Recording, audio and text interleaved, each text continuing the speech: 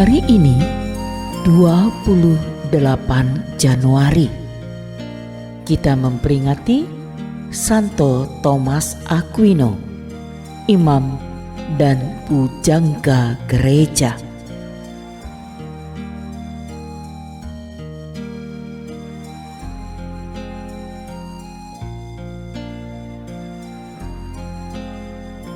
Thomas lahir di Aquino, dekat Monte Cassino, Italia, pada tahun 1225.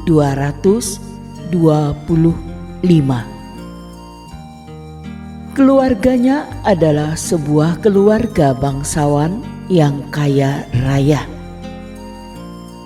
Ayahnya, Pangeran Landel, berasal dari Aquino, sedang ibunya Theodora adalah putri bangsawan dari Teano. Ketika berusia 5 tahun, Thomas dikirim belajar pada para rahib Benediktin di biara Monte Cassino. Di sana, Thomas memperlihatkan suatu kepandaian yang luar biasa. Ia rajin belajar dan tekun berefleksi serta tertarik pada segala sesuatu tentang Tuhan. Ketika berusia 14 tahun, Abbas Monte Cassino yang kagum akan kecerdasan Thomas mengirim dia belajar di Universitas Napoli. Di universitas itu, Thomas berkembang pesat dalam pelajaran filsafat, logika, tata bahasa, retorik, musik, dan matematika. Ia bahkan jauh lebih pintar dari guru-gurunya pada masa itu. Di Napoli, untuk pertama kalinya, dia bertemu dengan karya-karya Aristoteles yang sangat mempengaruhi pandangan-pandangannya di kemudian hari. Thomas yang tetap menjauhi semangat duniawi dan korupsi yang merajalela di Napoli, segera memutuskan untuk menjalani kehidupan membiara. Ia tertarik pada corak hidup dan karya pelayanan para biarawan Ordo Dominikan yang tinggal di sebuah biara dekat kampus universitas tempat dia belajar. Verisitas atau kebenaran yang menjadi moto para biarawan Dominikan sangat menarik hati Thomas. Keluarganya berusaha menghalang-halangi dia agar tidak menjadi seorang biarawan Dominikan. Mereka lebih suka kalau Thomas menjadi seorang biarawan Benediktin di biara Monte Cassino. Untuk itu, berkat pengaruh keluarganya, dia diberi kedudukan sebagai abbas di Monte Cassino. Tetapi Thomas dengan gigih menolak hal itu. Agar bisa terhindar dari campur tangan keluarganya, ia pergi ke Paris untuk melanjutkan studi. Tetapi di tengah jalan, ia ditangkap oleh kedua kakaknya dan dipenjarakan di Roccasecca selama 2 tahun. Selama berada di penjara itu, keluarganya memakai berbagai cara untuk melemahkan ketetapan hatinya. Meskipun demikian, Thomas tetap teguh pada pendirian dan panggilannya. Di dalam penjara itu, Thomas menceritakan rahasianya kepada seorang sahabatnya, bahwa ia telah mendapat rahmat istimewa. Ia telah berdoa, memohon kemurnian budi dan raga pada Tuhan.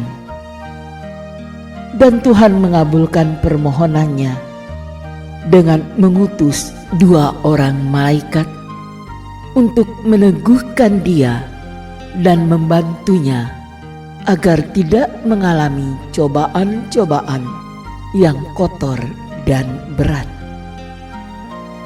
Selama berada di penjara, Thomas diizinkan membaca buku-buku rohani dan terus mengenakan jubah Ordo Dominikan.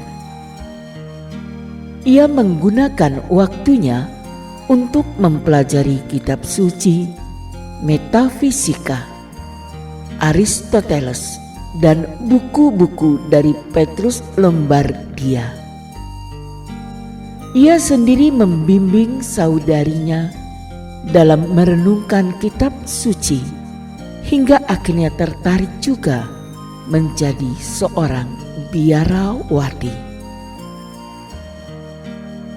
Akhirnya keluarganya menerima kenyataan bahwa Thomas tidak bisa dipengaruhi. Mereka membebaskan Thomas dan membiarkan dia meneruskan panggilannya sebagai seorang biarawan Dominikan. Untuk sementara, Thomas belajar di Paris.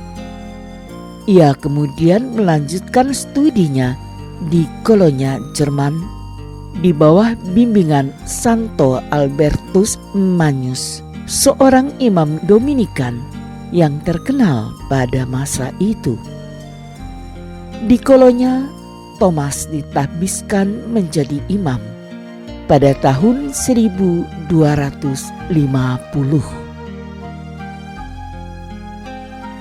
Pada tahun 1252, ia diangkat menjadi profesor di Universitas Paris dan tinggal di biara Dominikan Santo Yakobus. Ia mengajar kitab suci dan lain-lainnya di bawah bimbingan seorang profesor kawakan. Tak seberapa lama, Thomas terkenal sebagai seorang pujangga yang tak ada bandingannya pada masa itu. Ia jauh melebihi Albertus Magnus, pembimbingnya di Kolonya, dalam pemikiran dan kebijaksanaan. Tulisan-tulisannya menjadi harta gereja yang tak ternilai hingga saat ini. Taraf kemurnian hatinya tidak kalah dengan ketajaman akal budinya yang mengagumkan. Kerendahan hatinya tak kalah dengan kecerdasan budi dan kebijaksanaannya. Oleh karena itu, Thomas diberi gelar Dr. Angelicus, yang berarti pujangga malaikat. Pada tahun 1264, ia ditugaskan oleh Sri Paus Urbanus keempat untuk menyusun teks liturgi misa dan ofisi pada pesta sakramen Maha Kudus. Lagu-lagu himne atau pujian antara lain Sacris Solemnis dan Laudasion menunjukkan keahliannya dalam sastra Latin dan ilmu ketuhanan.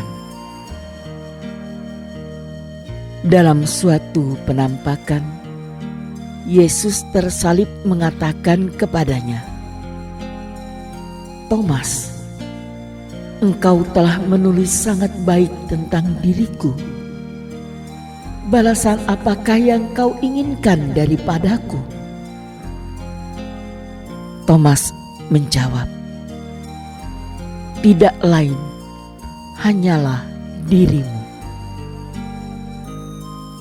Dalam perjalanannya untuk menghadiri konsili di Lyon, Prancis, Thomas meninggal dunia di Fossa Nuova pada tahun 1274.